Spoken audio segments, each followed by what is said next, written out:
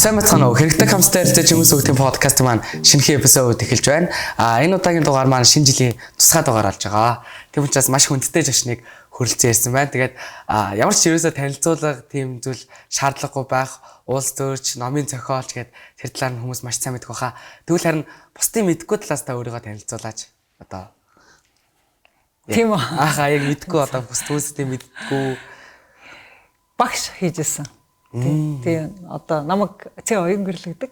Тэгээ надтай жишээлбэл яг миний аль биесны шав хийсэн хүмүүс бол худалдаа үйлдвэрийн дээд сургууль гэдэг сургуульд би багш байсан. Тэгээд эдийн засгийн сэтгэлгээний түүх гэдэг хичээлийн багш гэх юм бол одоо миний хичээл суужсан оюутнууд намайг санах байхаа. Тэгэхээр тэр багш хийжсэн жил маань 2 жил байдаг. Тэгээд тэрийг хүмүүс намайг ерөөсө багш хийсэн гэж бараг мэддэг.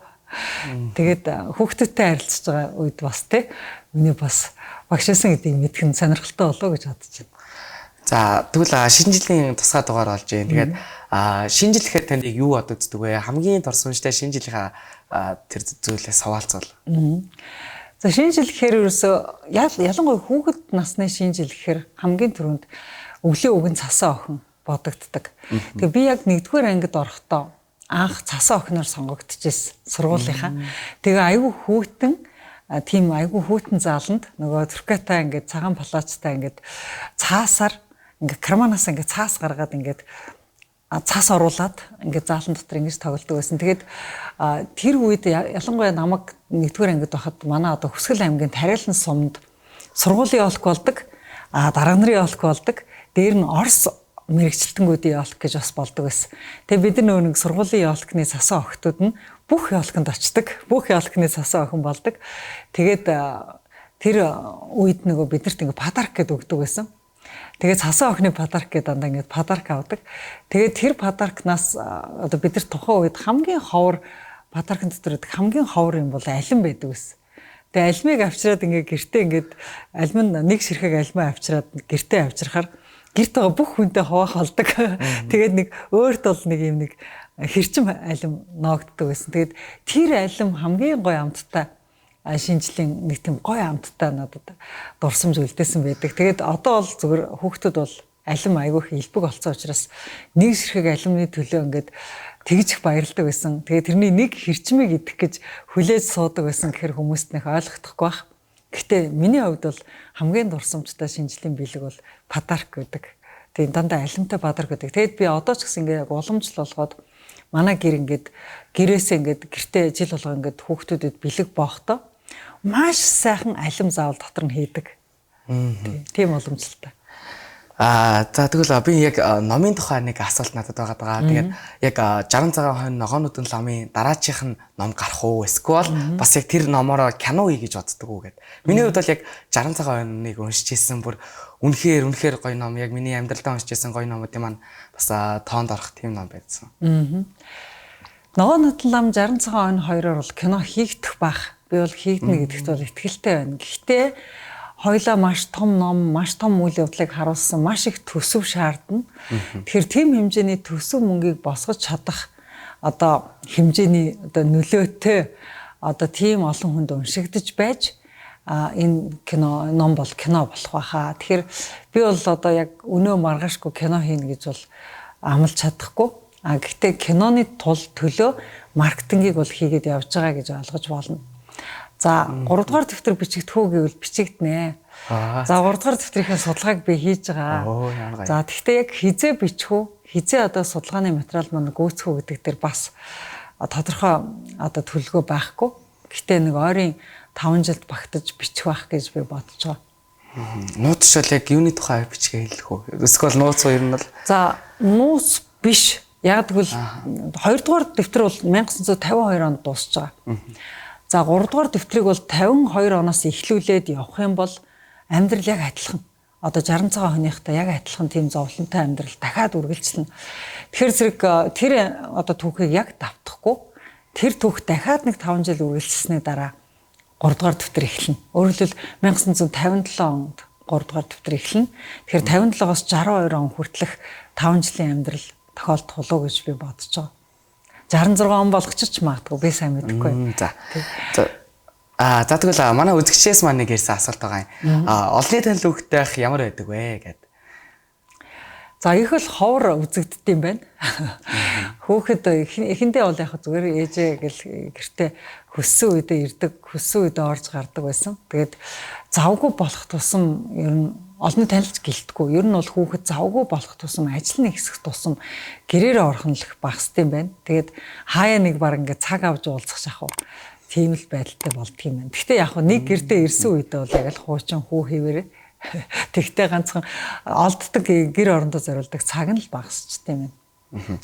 За тэгвэл таны талаар хүмүүс яг юуг хамгийн их буруугаар ойлгодог вэ? Та яг юу гэж боддог вэ? Залруулга хийх гэх юм бол. Залруулга хийх юм болов? Тий. За нэг буруугаар ойлгодог юм байхгүй хаа, гайгүй хаа. Тий. Тэгвэл таны хүүхд настай чинь хамгийн гоё дурсамжтай үеэсээ авалцвал. За хүүхд наснд чинь ер нь одоо юм сурах их гоё л доо. Сургууль сурах юм гоё. Одоо ингээд шатрын тэмцээнд ороод төрүүлэх гоё тий. Тэгэл чаддгүй байсан юм чаддаг болох гоё. Би тэгтээ нөгөө одоо ингээ хүүхд наснд надад айгүй том тус болсон нэг юм гүйлтийн секц маань байсан болоо гэж бодоод байгаа. Би энэ тухай нэг их ярьдаггүй. Ихэвчлэн өөр л дурсамжийг яриад байдаг. Тэгээд сүүлийн үед бол ялангуяа би ингээд балет энтрээр хичээлээд бас нэг жоохон биентэй анхаарал байна л да. Тэгээд ихсэн чинь ингээд нөгөө хүний биенд одоо хамгийн нарийн одоо ур чадварыг бий болгодог зүйл чинь булчингаас илүү шөрмөс гэдэг зүйл байт юм байна л да. Тэгээд одоо бодоод хахад би намайг одоо баг байхаас эхлээд шөрмөслөг болгож гисэн нэг чухал хүүхэд насны маань дасгал сургууль бол миний холын зан гүйлтийн секц байсан юм байна. Би бол холын зан гүйлтийн секцэнд явдаг байсан. Тэгээ сургуулийн холын зан гүйлтийн тамирчин байсан. Тэгээ ерөнхийдөө нэг 3 км 5 км-т бол өдөр тутам гүйдэг тийм байсан. Одоо ч гэсэн би өдөрт нэг 10 км алхдаг байхгүй юу. Тэгэхээр зэрэг надад бол 5 км 10 км гэдэг зай бол өдөр тутмын зай. Ийм зайд л одоо алхаж гүйж те явж ингэж өссөн. Тэгээ тэр хөвшил маань одоо бол тэр арилддаг. Тэгээ ингэ бодоход би ер нь хол замыг явган туулж исэн, хол замд гүйж исэн маань ер нь хүүхэд насны маань их жаргалтай мөч байсан юм биш үү? Одоо ингээд төгсрөх тусам, хоригдох тусам ингээд хотчих тусам тэр орон зайг маш их өгүүлж байна. Тий. За тэгвэл таны хамгийн том бүтлгүүтэл юу байсан бэ? Тэрнээс хамгийн их юуг суралцаж авсан бэ? Яг хүүхэд насндаа нэг хамгийн том бүтлгүүтэл юу байсан бэ гэхээр би төөрсөн. Одоо нөгөө их явган явдаг байсан гэсэн шүү дээ тий. Тэгэхээр нэг Тарилан сумын төвөөс гараад Улаанчлуут гэдэг нэг цуслагын газар очих хооронд нэг 5-6 км газар байхгүй юу. Тэгэхээр тэр 5-6 км газар руу явах гэж явж байгаад би өөр тийшээ яваад одоо өөр газар руу яваад бүтэн уул алгасаж яваад ингээд би төөрсөн. Тэгээд харангуй болтор төөрсөн. Тэгээд бүр харангуй болсны дараагаар хүнээр хөргүүлээд хөшөөжиндээ очисон. Тэгээд тэр үед надад одоо амьдралдаа аюул том сургамжийг би авсан. Ямар сургамжийг авсан бэ гэхээр намайг ингээд төөрч явахад замд айл тааралдаад байсан. Гэтэ би төөрч байгаа мөртлөө айл яаж байгаагаар юу ч асуухгүй өнгөрөөд исэн байхгүй. Тэгээд хид хэдэн хүнээс би юм асуухгүй өнгөрөөд бүр төөрцөн хойно бүр найдваргүй төрчлөө гэдгийг мэдсэн байхгүй. Тэгээд би одоо өөртөө ямар сургамж авсан бэ гэхээр манай хөшөөж хурж ирсэн дараа ингэж хэлсэн. Гү чи самаасаа юм асуухад яадیں۔ Хүнээс юм асуухад яасан. Хүнээс юм асуухгүй явж байгаад өхөн байж таа гэж хэлсэн байхгүй. Тэгээ би авсан хамгийн том сургамж маань бол ерөөсөө хүн замд таарлтвал юм асууж ээ. Багш чамд хичээл заах гээд ирвэл юм асууж ээ. Хүнээс юм асууна гэдэг чинь төөрдгүн байна, аюулд ордгүн байна тий. Тэгээ сурах хэвээр юм илүү богино хугацаанд сурдаг юм байна гэдэг ийм том сургамж авсан. Тэгээд тэрнээс хойш ер нь чинь миний 6 дугаар ангиад төгссөн зам баггүй. Тэрнээс хойш бол би маш их асуудаг хөвгт болсон. Ер нь бол нэг баг асуухгүй би баг уншаад ойлгочихно. Одоо баг багшаас илүү юм асуудаг шаардлагагүй гэдэг баг ийм их замтай байдал руугаа орцсон байжсэн чинь тэр сургамжийг авсан. Тэгээ би тэрнээс хойш одоо болтор дандаа хүнээс юм асуудаг хэвээрээ. Амар ач тустай бүтлгүүл болсон тий. Яг одоогийн хүүхдүүд ч гэсэн ер нь бас яг тийм хандлагатай байдаг байх гэж бодож байна. Мэдхгүйгээсээ одоо санаа зовоод асуудаггүй. За яах вэ гэд ингээ болчондоо гэд одоо хичээл ном илүү ялангуяа яг сургууль дээр үзэгддэг. Тэнгүүд ингээд асуухгүй явсаар хагаад юмаа мэдгүй ойлгохгүй багшаасаа ингээ хэлчихгүй явж хагаад яг жилийн эцээр ч юм уу тиймэрхүү муу зүйлтэй тохиолдох. Хичээл нь моддаг, хичээлдээ моддаг. Тийм хүүхдүүдийг бол би юу гэж хэлмээр байна вөхөр асууж болох бүх хүнээс асуул гэж хэлмээр байна. Заавал ганцхан багшаас асуух ерөөсөө албагүй. Найзаасаа асууж болно. Илүү тийм чадаад байгаа хүүхдээс асуух хэрэгтэй. Тэгээд дээр нь өөртөө адилхан бас бүтлгүүтэд байгаа хүүхдтэйгээ нийлж суужгаад нэг нэгнээсээ асуух замаар бас ойлгож болно. Дээр нь гэр орныхноосоо асууна, эгчээсээ, ахаасаа, ааваасаа, ээжээсээ асууна, эмээгээсээ асууна. Тэгээд асууж болох бүх хүнээс жоохноор юм асуусаар хагаад бүх юмыг ойлгох тийм бас боломж байдаг. Тэгээ миний хувьд бол нэг хүнээс дахин асуугаад хар тэр хүндээ ядаргаа олчих واخ гэж бодоод би бол ер нь л баг таарлцсан болохоос юм асуудаг л та. Яагвал 10 юм асуумаар байдаг. Тэгтээ би 10 өөр хүнээс асуучдаг болохоор хинд нь ч ядаргаа олохгүй. Тэгсэн мөртлөө би 10 мэдэх ёстой 10 юмаа би мэдчихэж байгаа байхгүй. Тийм байдлаар асууж бас болно. За таны бас нэг нууц арга гэх юм да яг өөр зөндөө нэвтрүүлэг подкаст дээр ярьжсэн 10 магтаад нэг загиндаг гэдэг яг болохгүй байгаа зүйлийг нэг хэлдэг. Тэгвэл таны хувьд яг хамгийн сонсч байсан гоё магтаалч юу байсан бэ? Эсвэл та магтаал уу шүүмжлэл үү гэвэл алийг сонгох байсан бэ? Мэдээж хэрэг магтахгүй шүүмжлэхөө гэвэл хүнд бол магтаал сонсохыг сайхан л да. Гэхдээ намайг яг шүүмжлээд өгвөл би алдаагаа мэддэг. Одоо тийм учраас тэр 10 магтуулсны дараа нэг шүүмжлүүлэх бол маш үн цэнтэй шүүмжлүүлдэг. Тэгэд би ерөнхийдөө бол өөрөө ч гэсэн хүнийг магтах дуртай, өөрөө ч гэсэн бас магтуулах дуртай. Тэгж явжсна би миний намайг магтаж байгаа магтаал арай л ихтэй энэ хин нэг хүн намайг нэг олигтойгоо шүүмжлээд өгчөөл бол алдаагаа мэдээд авчих юмсан гэж бас боддог. За тэгэл яг хүн намайг яг хүсэж хахад шүүмжлэх юм бол тий би тэр шүүмжлэх бол яг л тэр хэрэгтэй марууд ирлээ гэж хүлээж авдаг. Ер нь бол намайг шүмжсэн хүмүүс бол дандаа намайг хөгжүүлж өгч байдаг. Тэгвэл яг өөрчлөхт ингээд бүр маш том хүчин зүйл болсон яг гоё алдааг нь хэлж гисэн тийм шүмжлэл гэвэл яг юу байсан санаж байна уу? Гайхалтай шүмжлүүд байгаа. За нэг шүмжил хэлж байгаа яг төрийн ажил хийгээ суужсан. Би төрийн ажил хийгээд төрөөс цалин аваад суужсан. Тэгсэн чинь ингээд баахан ингээ хүн үрж ирээд надаас юм асуудаг байхгүй юу? Тэр дарах чаа хаана байгаа, энэ хуйлч чаа хаана байгаа, тэр тогтоолч чаа хаана байгаа ингээл би тэгэхэр айгүй урд ажиллаа хийжсэн л тэрийг мэдэхгүй гэж би суугацсан байхгүй. Тэгсэн чинь дараагийн нэг хүн хурж ирсэн ээ. Дахиад нэг юм асуусан чинь би мэдэхгүй дарах хизээ ирэхээ мэдэхгүй гэхгүй.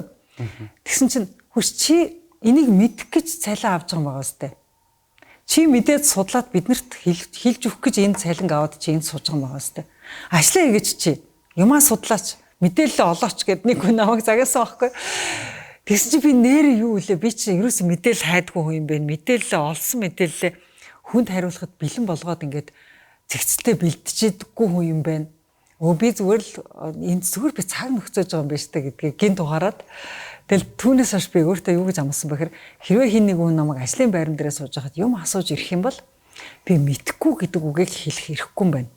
Танд мэдээд хариу өгье гэдэг үгийг би хэлэх ёстой юм байна. Зааварчлаараа та утсаа өгчих би мэдээд танд эргээд хэлье. Эсвэл би мэдсэн сууж ах хэрэгтэй юм байна. За ийм үүрэгтэй болсон. Тэгээ тэр надад аягүй сургамжтай болоод тэгээ би тэрнээс хойш бол ингээд юм судлахтаа их бүр илүү их те хүнд туслах гэж байгаа. Яг гэвэл энэ мэдээлэл олснараа би дараа нь хүнд хэлж өгч байгаа шүү гэж бодож судалдаг болсон. Миний хувьд яг таныг одоо ингээ харахад бол амьдралдаа маш олон ажлуудыг хийж үзчихсэн баг гэж бодож байна. Тэгээд амьдралдаа хийжсэн хамгийн гоё ажил чи байсан бэ? Эсвэл яг хамгийн таалагдж байгаагүй ажил гэж тэрэн дээр хариулвал. За ер нь бол би ажил болгонд л их дуртай сэтгэлээсээ хийдэг байсан. Одоо хамгийн амархан тий ямар ч сонирхолгүй хүн харахад хамгийн сонирхолгүй ажил гэж хүртэл хийж үзчихсэн. Жишээлбэл Нягтлан Ботгочийн ажил гэдэг байхгүй юу? Айгүй сонирхолгүй ажил. Тэгэл тооводоол дүн гаргаад байдаг. Хүн харахад тийм гоё юм ерөөсөө тэнд байхгүй. Гэхдээ тэр ажил дотор гоё юм юу байдаг вэ гэхээр би ингээд Нягтлан бодох бүртгэлийн яг зэгцэлсэн алтан оноог нь яг олцсон хаана илүүдэд байгаа хаана дутагдаад байгаа бүх юмаа ингээд баланс бариулсан байхад бүх хамт олноороо зэгцтэй зөв явдаг байхгүй юу. Одоо жишээл надтай хамт ажилладаг нэг ч хүн давхар алдаа гаргадаггүй байхгүй. Яг л хүн болгоны гаргаж байгаа алдаа чинь миний тоон дээр нэгтгэхтэй хүч чи алдаад байна штэ гэд гаргаад ирдэг байхгүй юу. Тэгэхээр хүн болгоныг зөв явуулдаг тэр тоог боддог. Тэгэхээр тэр тоо айгу утга учиртай тоо байдаг. Тэгэхээр надад энэ ажил маань ямар ач холбогдолтой байлаа гэдгээ мэдчихэр хамгийн сонирхолтой ажил хүртэл сонирхолтой болдог. Тэгэхээр ажлынхаа ач холбогдлыг мэдхгүйгээр хийж байгаа ажил бол хүнийг өөрийг нь айгу тийм үн цэнгүй уйтгартай болгодог. Би цэвэрлэгч хийсэн ч айгу аз жаргалтай хийдэг. Би цэвэрлэгээний ажил хийжсэн бас. Тэгтээ одоо сүү сайлын ажил, малын ажил те бүгдийг л хийжсэн. Тэгэхээр тэр ажлуудыг ихтэй дандаа энэ ажлын үр дүнд ингэж байгаа шүү дээ гэж би бас давхар бодох дуртай. Тэгэл одоо жишээл гэртээ энэ төр цэвэрлэгээ ажлыг хийж байхдаа би энэ аягийг сайн угаагаад, би энэ савыг сайн угаагаад, би энэ гэрийг сайн цэвэрлэх юм бол хүүхэд ханиад ирэхгүй штэ гэж бодохоор л гоё идэг байхгүй. Тэгээ тиймэрхүү зүйлүүдийг би бодож хийдэг. Тэгэхээр бүх ажил сонирхолтой л байдаг.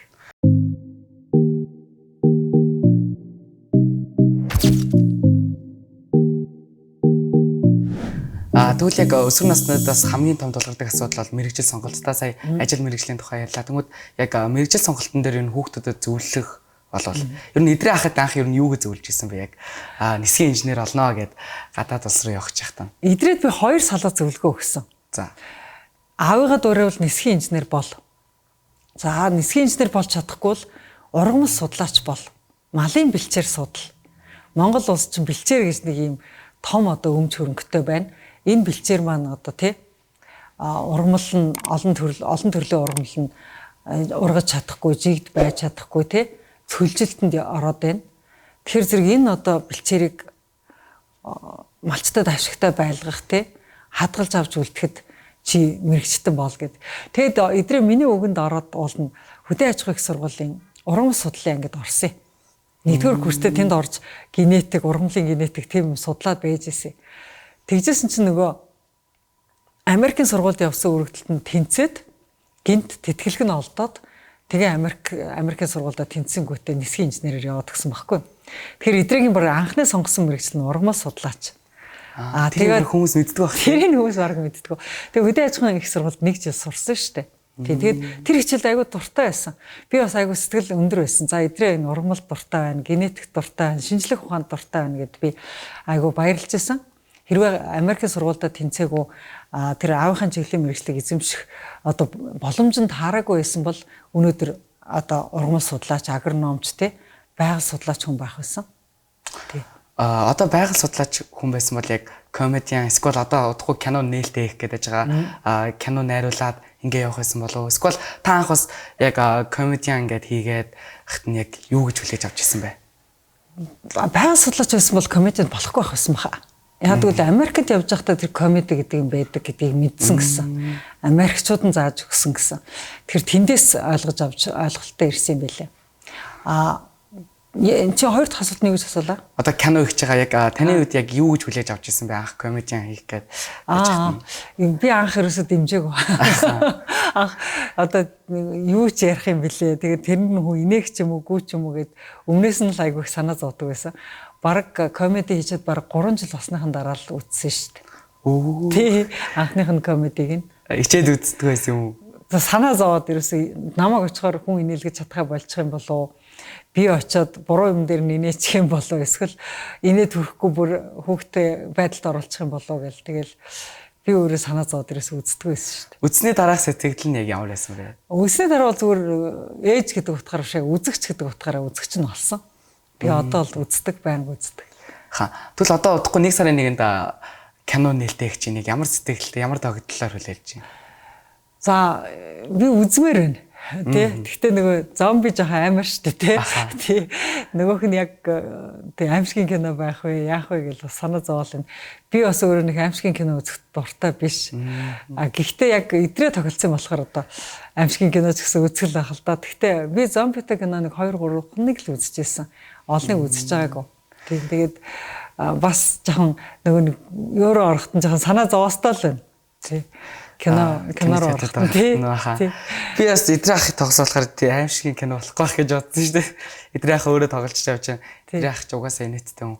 Их аимшигын кино биш ах та хөгжилтэй л бас тиймэрхүү л утгатай кино болох юм байна гэж бодсон. Комедитэй холимог юм шиг байлаа. Хөгжилтэй юм шиг байлаа. За тэгвэл та яг 18 наснда буцаж очиод өөртөө нэг зөвлөгөө өгөх гэсэн бол яг ямар зөвлөгөө өгөх гэсэн бэ? За балетанд яв гэж зөвлөгөө өгсөн.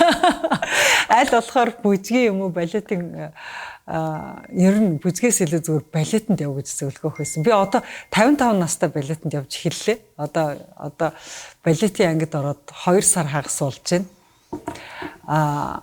Би одоо хойтон үдээд ихэд бүр илүү сайн бүжгэлдэг болох зорилт тавиад байж байгаа. Хэрвээ би 18 настай балет гэж ийм гоё юм байдаг гэж мэдсэн бол шууд хилээ сур одоо нөгөө англи хэл тэр үед чинь сурах мөрөөдөлтэй, орос хэл сурах мөрөөдөлтэй тийм байсан.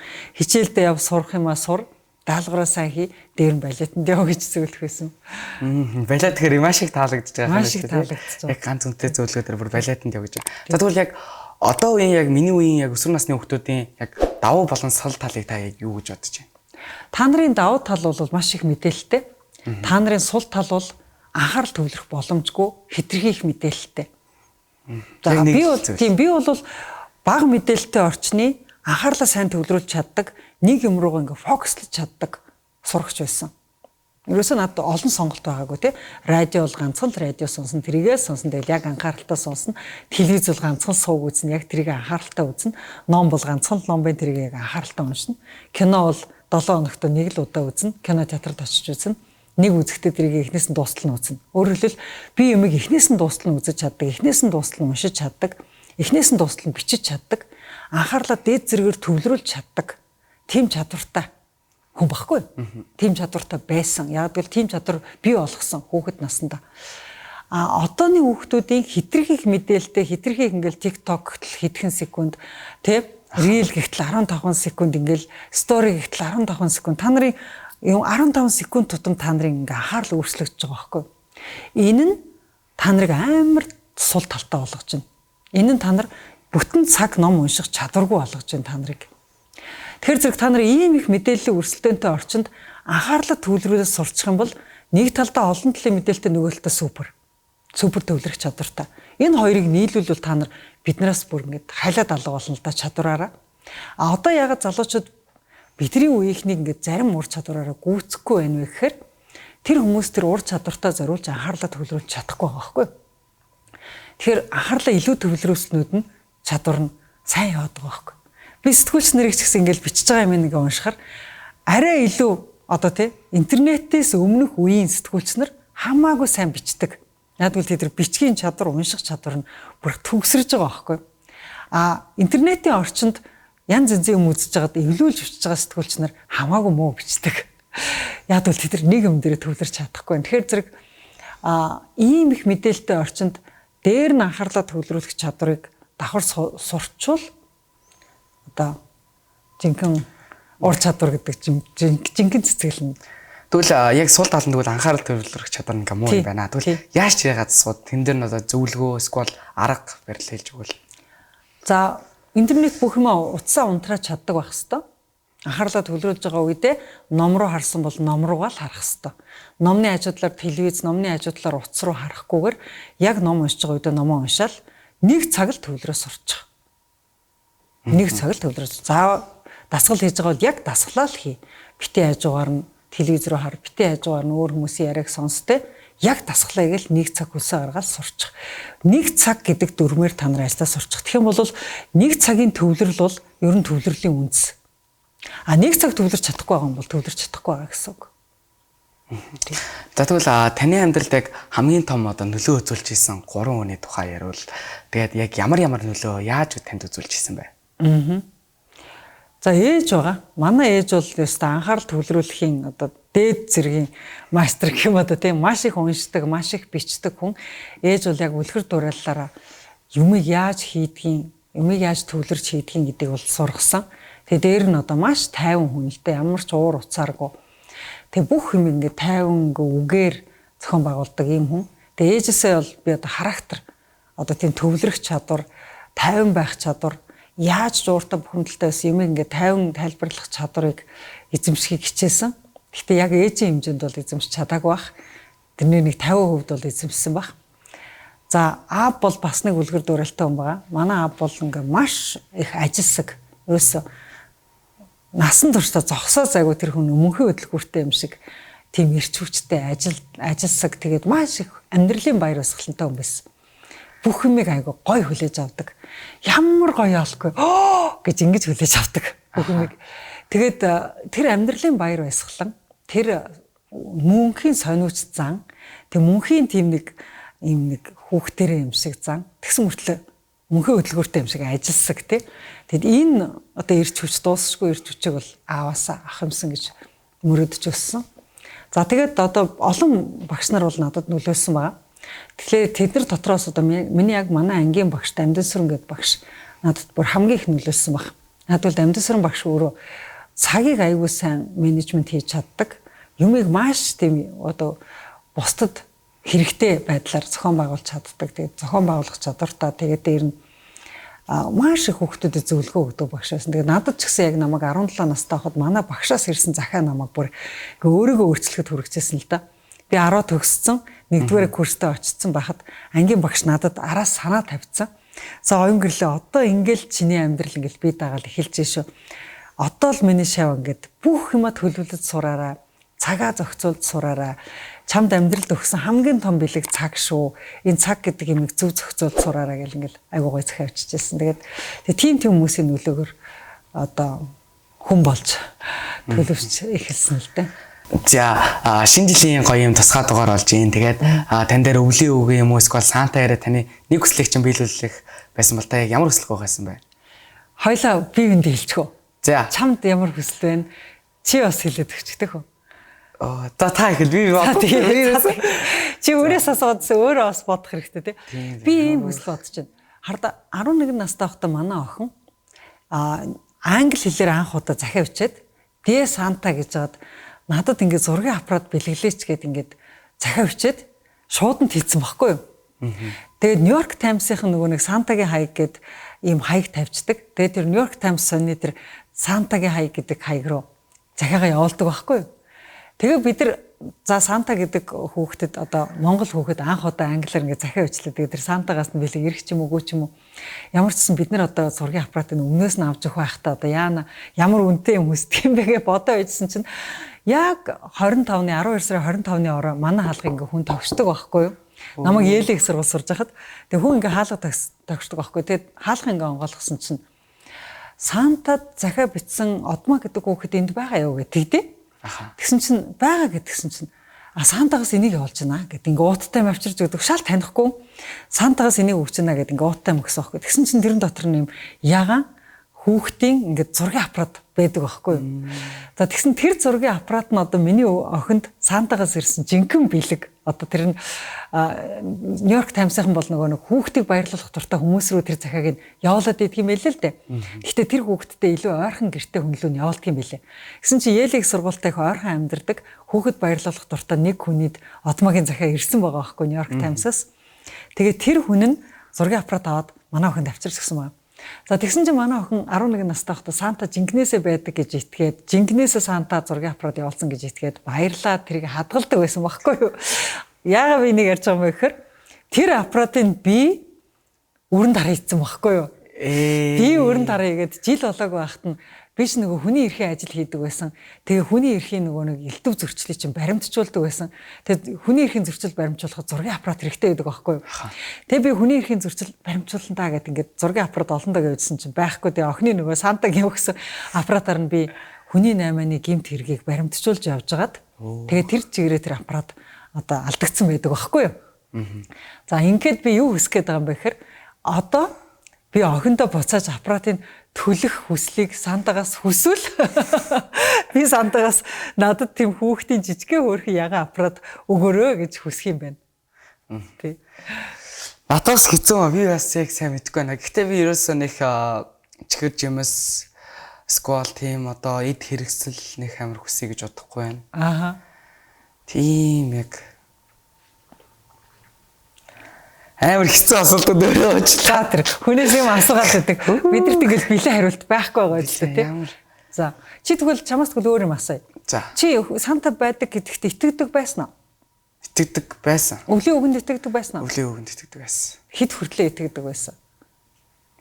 Одоо итгэдэг байхдаа л итгэдэг байсан. Тийм үү? Одоо л итгэдэг. Одоо л итгэдэг. Гэхдээ итгэдэг байжгаад ингээд худлаа юм байж тээ гэдгийг мэдэх чамд ямар байдг вэ? Ямар байсан тухай үед? Тухайхаа үеиг бол сайн санахгүй байна. Биш гэдгийг мэдснийхаа дараа би өөрөө шууд өвлийн үгэн болж исэн нэг жоохон бахтаа зөв ингээд жоохон хүнийг баярлуулвал гэдэг. Дүүнэрээ баярлуулад ингээд өвлийн үгний огц өмсөд ингээд яг дүүнэртээ ингээд бэлэг өгж мөгөөд гэрийнхэнтэй ингээд газ хавцаас хэлж байгаа тэрийн үеиг амар сайн сандیں۔ Тийм учраас яг өвлийн үгэн байдаггүй гэдгийг мэдээд өөрөө ингээд өвлийн үгэн болонгуудаа хүнд ингээд анх бэлэн гэж учраас нэг тэгэж өвлийн үгэн байдаггүй юм биш ямар муухай ингээд орлож муурлаад үйлжүүлээ тийм зүйл болж байгаагүй амар илүү хүнийг баярлуулсан учраас илүү амар ад жаргалтай байсан гэх юм уу да. Ер нь бол тийм. Чамаг одоо баг багт чинь ингээ ээжээсээ чи ингэж асуудаг байсан уу? Би яг хаанаас гарсан гэж асуудаг байсан уу? Магадгүй мэдгүй яг манай ягш намайг гандангаас олсон гэж хэлдэг байсан юм. Ёо. Гоё нэ. Би бас хүүхдэдэд тэгж өөр юм хэлдэгээс аахгүй. Эдрээ намайг баг байхдаа, эдрээ баг байхдаа надаас ээж би хаанаас гарсан гэж асуудаг байсан байхгүй. Тэгсэн чи би эдрийг миний хөө ингээд цагаан өрөв тас шуу ингээ амандаа ингээд чамайг зуугаад ингээд дааванд буугаад авчирад манай балкон дээр тавьсан штэ. Тэгээ би балкон дээр гарсан чинь ингээд цагаан цаасанд бодолтой нөгөө цагаан дааванд бодолтой чи ингээд шуу ингээд чамайг авчираад өгсөн ингээд чи хөвтчихсэн штэ. Тэгээ би чамайг балкон дээрээс олсон гэж ярьдаг байсан. Тэгээ тэр нь тэдрээ нэг хэсэг үнэмшдэг байсан гэсэн. Тэгээ манай охин бас дараа нь надаас ээж би ханаас гарсан гэж асуудаг байсан байхгүй юу? Би тэгэхээр би нэг тарийн талбай дээр ингээд очсон чинь нэг олон том байцаа ургацсан байсан.